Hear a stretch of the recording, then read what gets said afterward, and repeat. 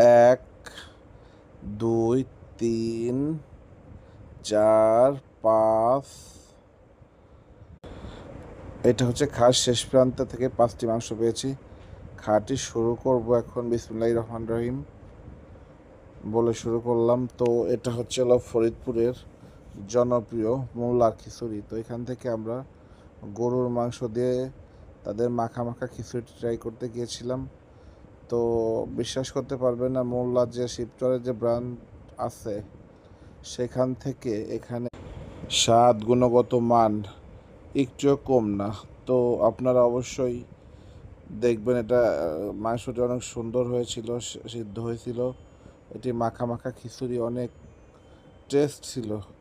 তো আমি খেয়ে সত্যি মুগ্ধ হয়েছি এদের বিফ খিচুড়িটি।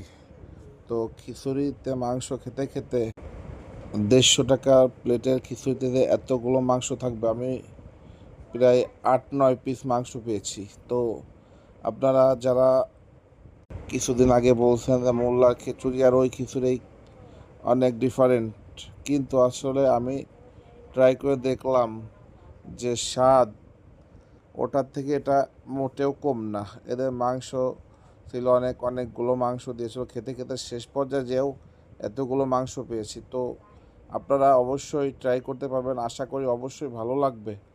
আমি গ্যারান্টি দিতে যে আপনারা খেয়ে প্রতারিত হবেন না, ভালো লাগবে। ধন্যবাদ সবাইকে। আসসালামু আলাইকুম।